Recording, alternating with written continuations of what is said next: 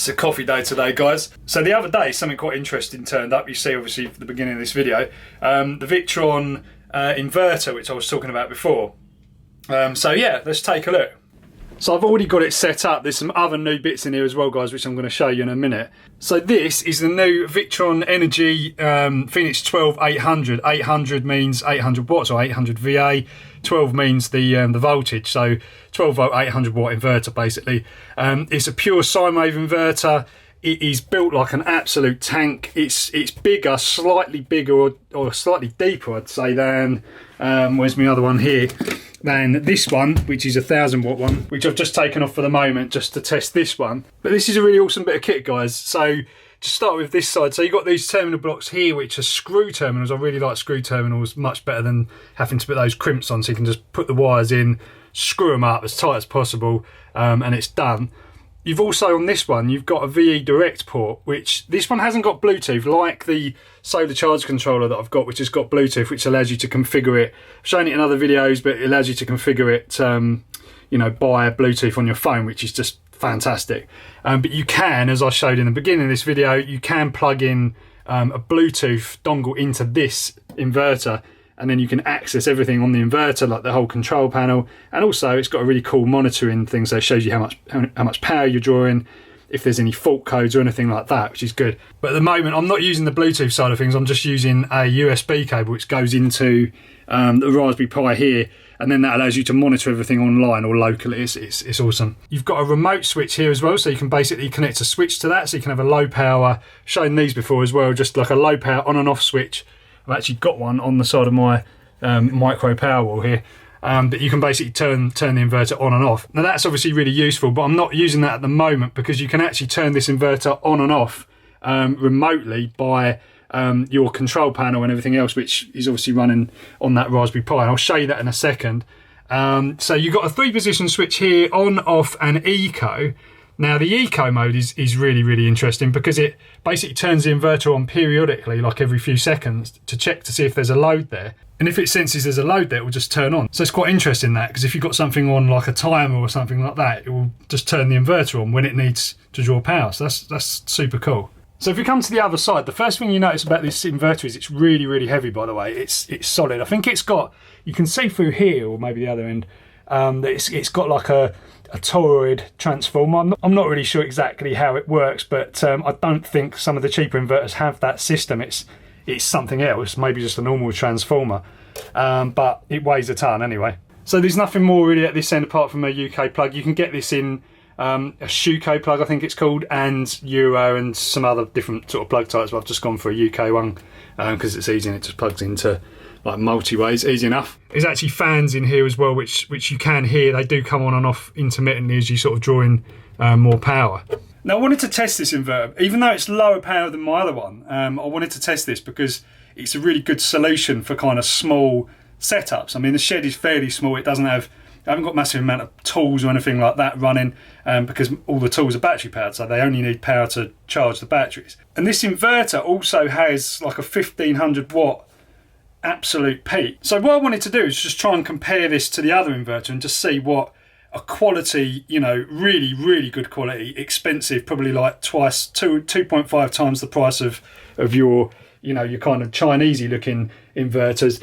But I wanted to see how it stacks up, you know, against that, even though it's slightly lower power. Interestingly enough, Victron don't actually do a model in this same range, like with the VE Direct and all the monitoring features, and you know, this is like a super new one, but they don't do one higher than an 800. There is a 1200 listed on their price book thing, but it doesn't actually, I don't think you can order it, so maybe that's coming later. But I think there's a reason for this, because obviously, you know, when you're running higher powers, like really, if you're running sort of 1000 watts plus, you really need to be going to 24 volts. You know, you need to be going upwards of 12 volts, unless it's in a car, and then you know, because you've got an alternator feeding that power in. But if you run off batteries, you probably really want to be sort of, you know, 24 volts, 36 volts, or 48. Anyway, everything's running at the moment. We've got some solar coming in. This is basically the shed is on, which normally takes about 5 amps. So, you know, you can see we're only pulling 390 milliamps from the battery itself. So there's obviously some power coming in as you can see from the green light there. There's obviously some power coming in from the sun, but we can find out exactly how much. I'll show you on the monitoring system. So if we open up the Victron Connect app, you always get this annoying thing here, which needs to be sorted out really. I think they just need to stop that from asking every time. So of course the inverter won't show on this panel because this is the Bluetooth panel for Bluetooth monitoring. So it doesn't show on here, but it does show on the... But it does show if you just fire up Chrome and then stick in the IP address of the Raspberry Pi, and then you get your control panel. So you can see everything on here. Got the BMW 712 Smart, that's showing the battery, that's the battery meter. We've got the smart solar controller there. So you can see 58 watts is coming in. And then we've got 50 watts going out on the inverter there. So that's pretty neat. So obviously this is 50 watts at AC level, and then that's 58 watts at DC level, so that's why there's going to be a little bit of a discrepancy there. I've also got something connected to the load output of the solar charger as well, so that's probably taken a little bit off as well. So this is a fairly new thing, guys, as far as the inverters go. The battery gauge and the solar charger have always had VE direct, or for quite a long time anyway. And I think the inverters are just starting to put VE direct on the inverters, and they've started with the smaller ones, obviously like this one. So you can monitor everything on here. So you can see here you've got the switch state. Now this is cool. If you click on this here, that's basically like your enter button. You can turn off the inverter, on the inverter, or eco as well. And even if it's turned off, when you turn the inverter off, it doesn't disappear from the control panel. It's actually still on doing that part. So that is really, really cool. And then back into here, so you can see its state is inverting. Voltage, the current at 230 volts, which is 50 watts, and then you've got the battery meter here, and then that device thing just shows you information about the device. So all the monitoring stuff is all really cool and everything else, but you guys want to see a load test, don't you? So what I'm going to do, I'm going to come over here. This is the multi-way which is connected to the inverter directly. If I can find it, I'm going to get this plug out, stick that in there. Take that out because that's confusing me, that's for the car. Because it's been a bit chilly lately, I'm going to try the heater on here. So this is just a small little 500 watt actually. It's a little 500 watt radiator, which is fantastic for sort of low power setups like this. You can set the temperature, it's got like thermostatic control like normal. Cheap little thing, it works really well, and it draws a lot less power than this thing over here, which I can't run on this setup, so that'll be the next challenge. Anyway, so we'll fire this up, flick that on, hear a bit of a hum coming from over there, and you can hear the fan kicking, and on the readout there it's showing I'm drawing about 46 amps, so it's pretty high. But so if we come over here, we can see 825 watts at the inverter, and then 46 going out on the battery itself. As I said before, it's completely inefficient trying to, heat with electricity, but, we want to do it sometimes, don't we? So, there you go. So we put in about 650 watts from the batteries, so there's obviously, some power coming in from the panels, which is helping. It's not a particularly sunny day today, not very bright at all, so you're only getting, like 75 watts. If this was in the 200 watt region, this would be down to a more sensible, I don't know, like 30 amps or something. So, it just shows you. The other day I was testing it out and it was really sunny. It was about 250 watts coming in from the panels. But yeah, it was working quite well because this heater doesn't stay on all the time. It turns on and then turns off as it hits its cutout, and I haven't quite worked out how that works yet. It's not as simple as you think. It seems to turn on for a couple of minutes, then turn off. But I don't know, the relationship between the thermostatic control on it doesn't seem right, so I'm not exactly sure how it works. But anyway, it was enough to kind of have the heater on for a little bit, and then it turns off, and then you get a couple of amp hours back in from the battery super quick, and then the heater turns back on again. So it was just keeping everything just about around the sort of 15 degrees level, and yeah, not really using any power from the batteries. It was using the batteries as a buffer, which is kind of exactly what you want. Nice and toasty now. The good thing about these is obviously they store a bit of heat, don't they? Because it's oil, and then it just holds the heater for a little while, and then you get a bit of warmth out of it. So these things are quite an efficient way of heating a small space, with a small amount of electricity. So it's quite impressive. So over here, nothing's hot. It's completely and utterly stone cold. Yeah, absolutely cold. There's no warmth at all. Wires are slightly warm, but that's supposed to be expected, isn't it, really? But batteries are cold, nothing else in there. I'm going to figure out a temperature monitoring system for this, because right now you can't do two things at once on this. It's set up to monitor the midpoint of the battery rather than temperature. You can either do one or the other, but I've got some ideas for that. So to finish up, guys, I'll show you just quickly the other things that I've done in here since the last time, for those guys that follow the sort of video series on the shed. I'll show you what I've been doing. So the first thing you'll probably notice is this charger up here, and this is just my charger that I originally had for the lead acid battery, and I've just stuck it on the wall, connected it to where the battery connects on here, and then that just allows me to just do like a top-up charge if things are running a bit low, because this setup is great for when there's a power cut or something like that. It means the shed can carry on running, but obviously you don't want to be getting to the end of the day and then there's no power left and then you get a power cut. So this is good for kind of keeping things topped up. It's not balance charging, it's charging through the BMS in here, so it's kind of doing a bit of a job. Somebody mentioned Chargery as a BMS, and I'm looking into that. They do a thing called a BMS 8, which looks really good because it actually does active balancing. This only does balancing on the top end. I'm not charging to the top end, so theoretically the cells aren't getting balanced. But I checked these cells the other day after, like, I don't know what it must be now, like 20 cycles or something, and they're absolutely on the nail. Every cell is exactly the same. So that shows you guys, if you're using new cells or almost new cells, balancing is not that much of an issue. You still got to do it though. You still got to have a BMS, but it means that because things will inevitably go out, out of sync over a long period of time, but they shouldn't. If the cells are matched properly, they shouldn't really go out of balance. So other things, so we've got a Raspberry Pi here. Obviously I've shown this before. It was getting a bit messy with all the USB things. These things didn't really fit into the actual USB socket. So I've got these little pigtails. These things are like a couple of quid from like a Raspberry Pi shop. I think it's Mod My Pi or something like that. And it allows you to just put these things in a kind of neat, arrangement. Somebody mentioned running the Raspberry Pi off mains, because I was running it off mains. I just had a mains adapter in here, which is a complete waste of energy. So what I've gone and done is got a USB hub. It's actually a 12-volt hub, which runs off of behind there is just like, like the accessory sockets for cars.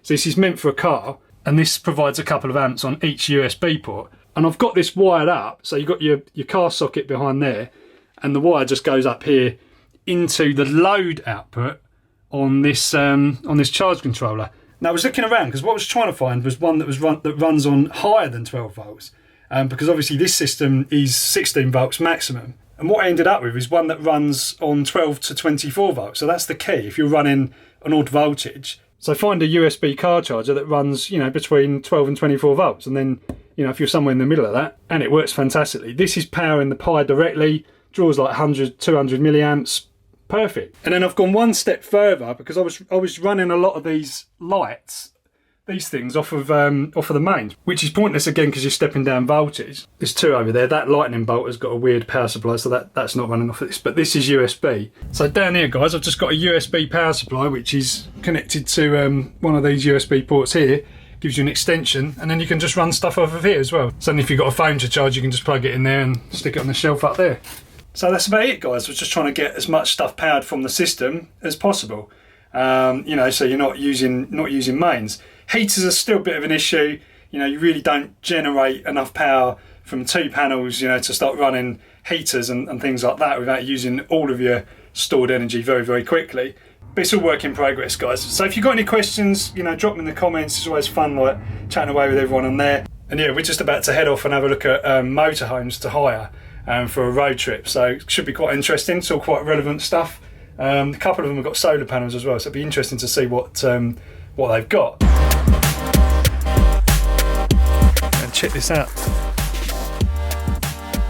Bed up there. They've got a gas cooker as well. Okay, that must be an electric cooker there as well.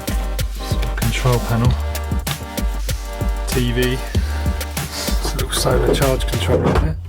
Gonna roll out or anything? The bed comes down. I'll let you take a picture. Yeah. That's so cool. Nets as well to keep you safe from rolling out. That is so cool. Right. Do you want to come and have a look? Have a go? Yeah. Electric bed comes down from the ceiling. How good is that? What, and you just put it down to there, I suppose. Put it down to, yeah, it will stop as far as it can go. And then that is amazing. Jump on with a ladder in the back. I need training on this, don't you? Look at this one, guys. This one looks nice as well. It's quite a small. This one's just a smaller one with a bed up the top. Right, we're getting some weird moon activity out of there tonight. It's pretty strange, some of these moons we're getting at the moment. I don't know. So it's a bit later now, guys. I just wanted to wrap up the video. It was interesting going to check out those camper vans or like motorhomes, really. I've never actually been in one. It's so weird. I've never actually sort of checked one out properly. And this company's really good because they got like kind of new ones. You know, we were kind of talking about it. Me and Sarah were talking about sort of, you know, renting one for a while. And the biggest worry was, are you going to get one that's kind of going to be, like, you know, a bit dodgy, a bit ropey, or rough around the edges. But these guys were like really good. They were like almost brand new, and apparently they've got another couple because their business or something has taken off quite well. So I think they've ordered another couple of new ones as well, which is really good. But yeah, awesome. I mean, they've got solar panels on them already. You know, I did ask whether one had an inverter, and I don't really think the guy knew what I was talking about. I just said, you know, has it got mains power other than hookup? And he was just like, oh no, you've got to plug it in. You've got to plug it in. So I think, I don't know. So I don't know if any of you guys that watch the channel know about this, but do sort of normal motorhomes come with inverters or not? Is that something extra you have to put in? I mean, they had main sockets in there. So I presume when you kind of roll up to a campsite, you just kind of hook up, and then that, you know, makes all the sockets in the wagon active. But other than that, they've just got like 12 volt a 12 volt system. So they've got like 12 volt TVs and other things, and the heating and stuff is obviously gas or LPG powered, which I've never really had any experience of before either. But it's, yeah, it'd be quite interesting. We're definitely going to do this. What we're planning on doing is like a road trip to the south of France. So from the UK to the south of France, about 13 hours. And then we're probably going to stop halfway, just kind of enjoy the scenery a bit, chill out, maybe at a campsite or something like that. You know, have a bit of fun there, and then kind of, you know, move on to, so yeah, stay somewhere quite nice, like a villa, for a week, and then, you know, head back again. So yeah, I'm quite looking forward to that aspect of it. Could be pretty good, and I might come up with some solution for, you know, powering. Maybe I'll take my own battery and an inverter in a kind of portable arrangement or something like that to power some stuff, because I've got that little hob, haven't I, the little induction hob that I'm using in here. I don't know if you can see that, if that's in shot, and my trusty induction kettle. So that would be quite cool, to be able to use that without using gas. Anyway, guys, it's getting late now, so I'm going to wrap this video up. Hope you've enjoyed the update on the system so far. You know, lots been happening with that.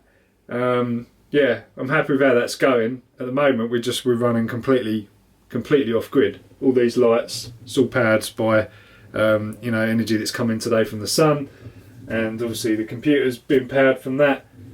Everything's kind of running, so yeah, quite happy with that. I've been looking at these other inverters as well, like the multi pluses that you can get from Victron, which handle the grid side of it. So you have grid coming in, and then it's very clever how it works actually. It kind of load shares between the grid and your system, so you can actually have, I think you can program it to kind of take a certain amount from the batteries. So like maybe like 200 watts comes out of the batteries and the rest comes from the grid. So that's pretty neat, because I've been doing this kind of manually. You know, so far I've just been kind of saying, oh, it's really sunny, I'll go and, you know, plug a heater in to burn off some extra power. But of course, you know, you don't want to be doing that all the time. It'd be nice if it was handled kind of automatically.